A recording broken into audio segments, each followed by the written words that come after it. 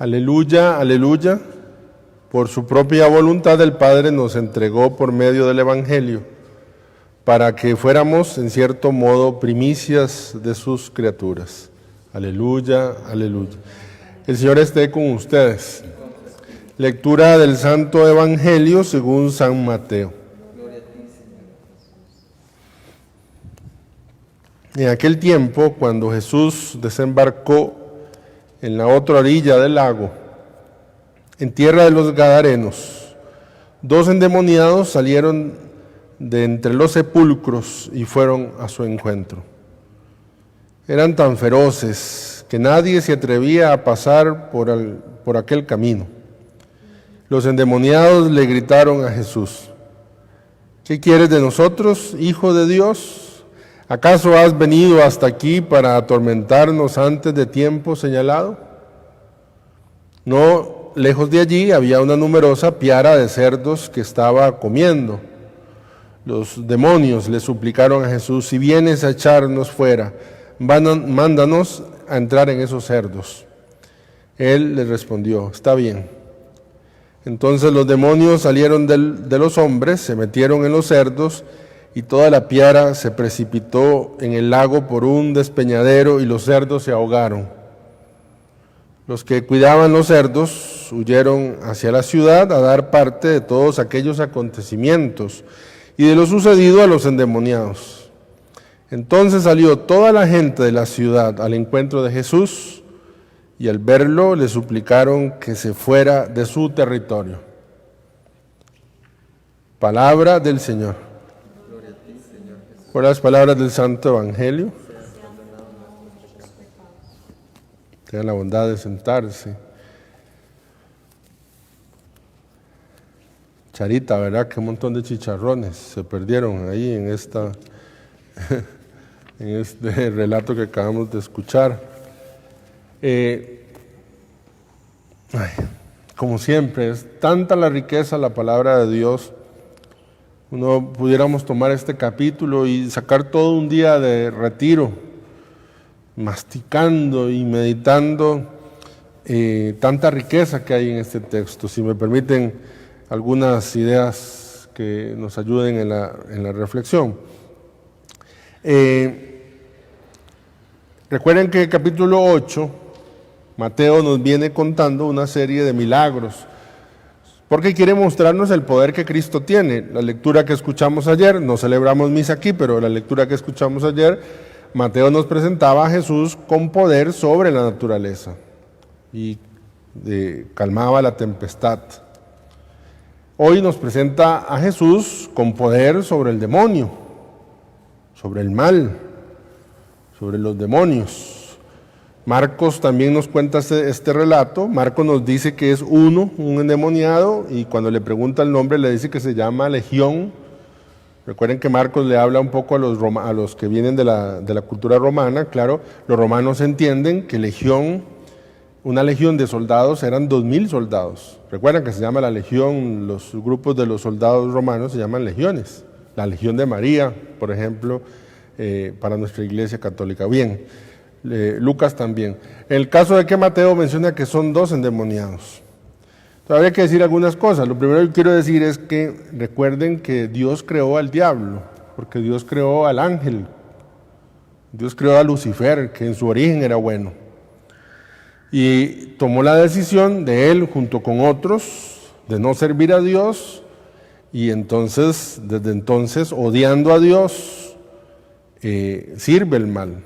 ¿Y por qué quiero decir que hay que, decirlo con claridad? ¿Por qué? Porque el diablo sí existe. El Concilio Cuarto de Letrán tuvo que decretarlo porque en la reflexión teológica 1215, estoy hablando más o menos, en la reflexión teológica algunos decían: no, eso es una imaginación, eso es... No, el diablo sí existe. Claro que sí existe. Existe, pero, y aquí está el pero, tiene principio de bien. Cuando nosotros hablamos de la oscuridad, decimos que lo que existe es la luz, y entre menos luz se va haciendo más oscuro, y que al fin la oscuridad es la ausencia de luz. No existe el diablo como principio de mal, es decir, no es como como nosotros a veces nos imaginamos el yin y el yang, el principio del bien y el mal, y que por un lado está Dios y que por el otro lado está el diablo, donde Dios es puro bien y el diablo es puro mal. No, el señor diablo no es puro mal. Cuando el diablo ve hacia adentro, tiene que encontrarse con Dios porque salió de las manos de Dios. Y podrá odiar mucho a Dios, pero salió de sus manos. Y todos los otros ángeles que le sirven y que están en contra de Dios, encontrarán su principio, verán hacia adentro. Ellos no se crearon a sí mismos, entonces el diablo no es el 100% de la maldad, porque en sí hay principio de bien, fue creado por Dios. Sin embargo, en su voluntad han elegido no servir a Dios. Entonces, digamos del texto, dicho esto, digamos del texto 3 cosas. Si nos da un poquito de tiempo, 4.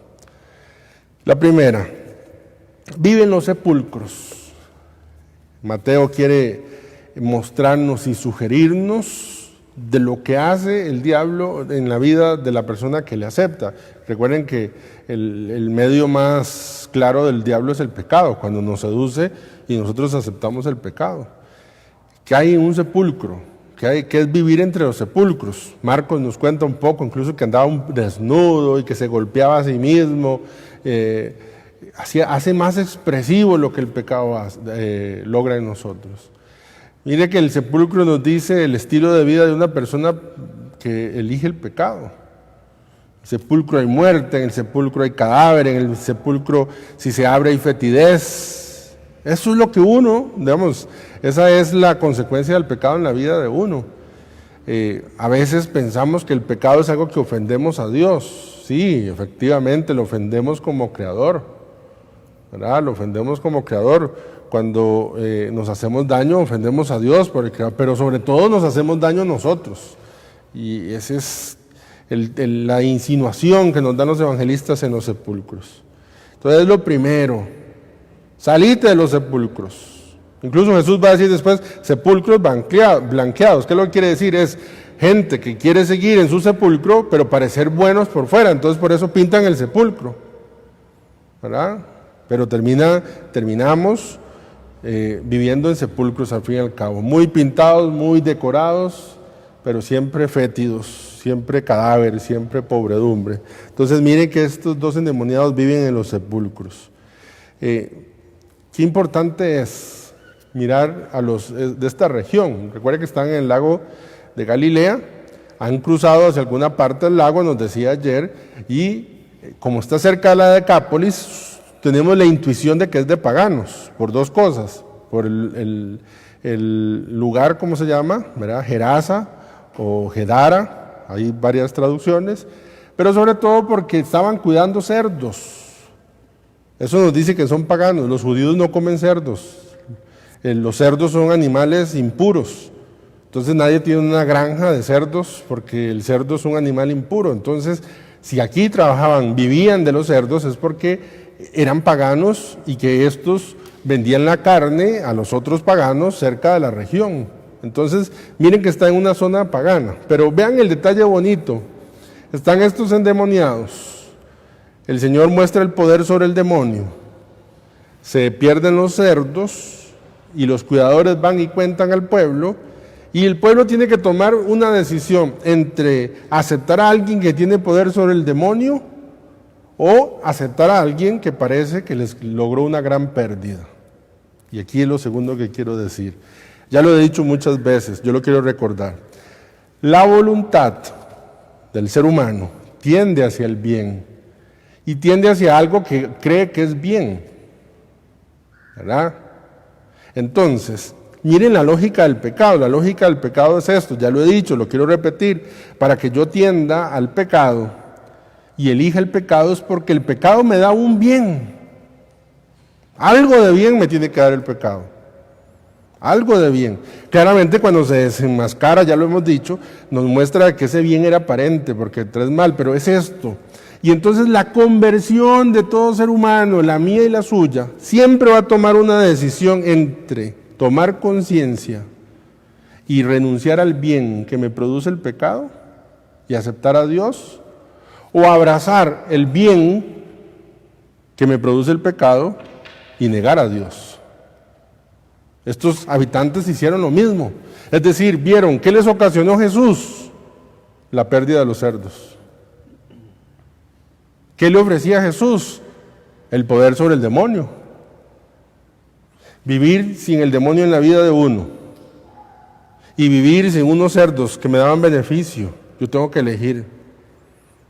¿Qué elijo? Y esa es la paradoja de la vida de toda persona. Es decir, cuando viene alguna persona a decirme, padre, estoy cometiendo adulterio, esa persona que está cometiendo adulterio, por ejemplo, tiene que decidir entre Jesús, que le libera el corazón, o el placer que le está produciendo su pareja, o la sucursal de amor que le está produciendo la pareja, en el sentido de relaciones de adulterio en relaciones matrimoniales. Siempre, atención, esto es muy importante, siempre que yo elija conversión, voy a tener que renunciar a un bien al cual yo me estoy acostumbrando, o un bien que yo he aceptado en mi vida. Llámese, póngale el nombre que usted le quiera poner. Entonces miren que estos habitantes, al final, ¿cuál fue la elección? ¿Qué eligieron? ¿A Jesús sobre el poder del mal o al mal? Dice, le pidieron, le suplicaron que se fuera a su territorio. ¿Usted se imagina lo que es suplicar y decir, Jesús, por favor, vete de mi vida, por favor, te lo suplico, vete de mi vida? Pues esto lo hicieron estos. Porque su voluntad estaba tan tonta, tan estupidizada, disculpen la palabra, que eligieron el placer, el bien que daba el demonio, en vez de renunciar. Qué fuerte este texto. Tercero, hay una frase, lo quisiera resumir así. Si ustedes ven, el que los asustaba, salió asustado.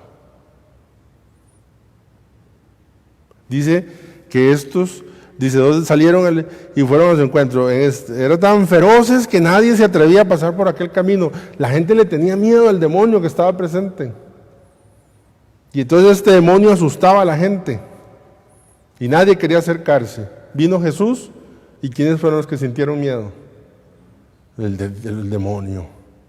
Por favor, Hijo de Dios, no, si nos vas a hacer algo, mándanos a los cerdos. Y esto es muy bello, es decir, yo les no voy a repetirlo aquí, yo les he contado que una vez mi mamá me mandó a traer el cucharón a la casa, en la escuela, y había un matón que me estaba esperando en la esquina, y que yo no salía de la casa porque yo me asomaba y me hacía así, que me iba a pegar, ¿verdad? ¿Qué yo deseaba en ese momento? Él me estaba asustando a mí. Yo deseaba que alguien lo asustara a él, ¿verdad? ¿Acaso no es el principio del matonismo? ¿Acaso no es el principio estúpido del bullying? ¿Verdad? Alguien que me asusta a mí, yo buscar a alguien que lo asuste a él. Bueno, hay una muy buena noticia. El diablo que te asusta, hay alguien que asusta al diablo. Mejor, el diablo que a veces parecía vencerte, ahora hay alguien que lo venció. Y esto es un principio básico de la vida espiritual. Yo pienso que hay gente que le da tanta pelota al diablo, ya lo he dicho, tanta pelota al diablo. Y todo es diablo y el poder del diablo. Y hay gente incluso que me dice, padre, es que el diablo se me metió y cometí yo robé, el diablo se me metió y entonces, no, fue su voluntad. El diablo le tentó, pero usted libremente le suplicó a Jesús, vete de mi territorio, porque ahorita lo que ocupo es este momento de placer. Porque ahorita lo que ocupo es este dinero. Lo que ahorita ocupo es expresar esta rabia que tengo. Vete de mi territorio, le pidieron los habitantes de esta región.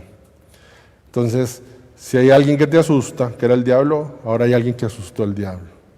Asustó al que te asustaba.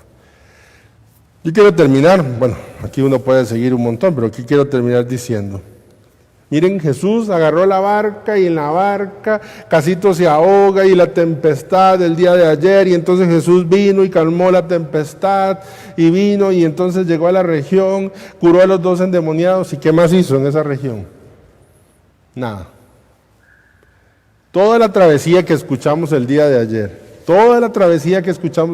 que se dice muy rapidito, toda la travesía fue para liberar a 2 endemoniados. Los liberó, se montó en la barca y regresó. No hizo más que liberar a esos 2 endemoniados. cuánta misericordia de Dios, cuánto amor de Dios, cuánta atención de Dios, como diciendo, no me importa cuánto tenga yo que invertir en este viaje con tal de liberar a esas personas. Y yo lo he experimentado en mi vida.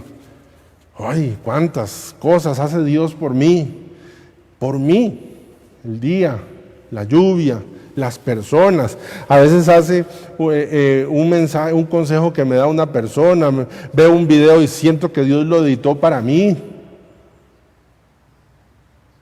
Porque la misericordia de Dios es tan grande que como estos dos hermanos, estos dos endemoniados, recibieron todo un largo viaje de Jesús para que quedaran libres del poder del diablo. Bien, que disfrutemos de la misericordia de Dios, que no renunciemos a Dios, que la renuncia al pecado, nos ayude para decirle al Señor, Señor, está bien, estoy recibiendo un bien de esto, pero al final quiero quedarme contigo.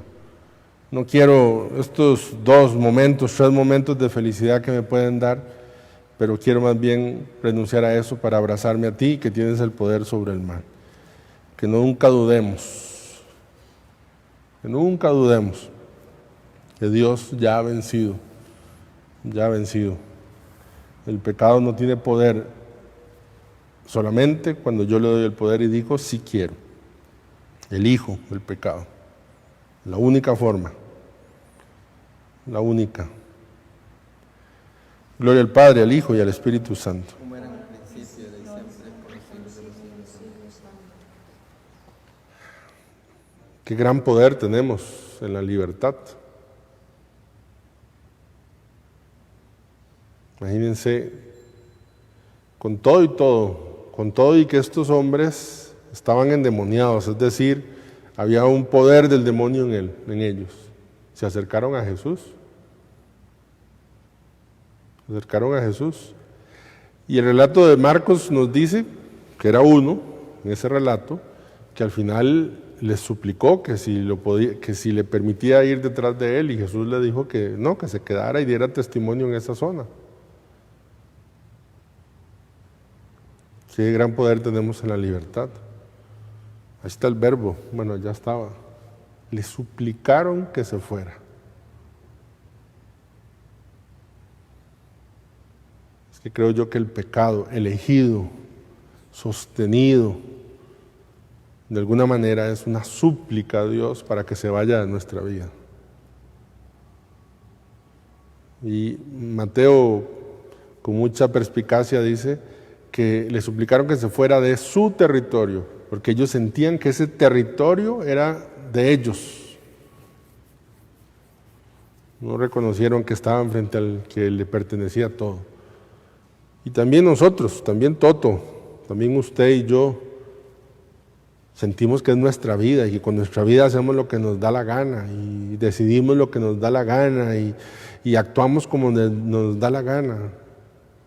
Y decidimos decirle al Señor, andate de mi vida, no te quiero aquí, ahorita quiero esta realidad, ahorita quiero esta circunstancia. Pero viene el Espíritu Santo y nos ilumina. Y podemos nosotros dejar de vivir en los sepulcros, dejar de vivir con grilletes, de golpearnos, como decía Marcos. Cristo se va a hacer presente, el que venció al diablo que de pronto tanto miedo nos genera. Deja que esta presencia de Cristo pueda sacarte de tus sepulcros. No fuiste creado para vivir en un sepulcro. De hecho, Cristo bajó al sepulcro para sacarte de allí. Vamos a pedir al Espíritu Santo que nos siga ayudando a mantenernos libres. Santo eres.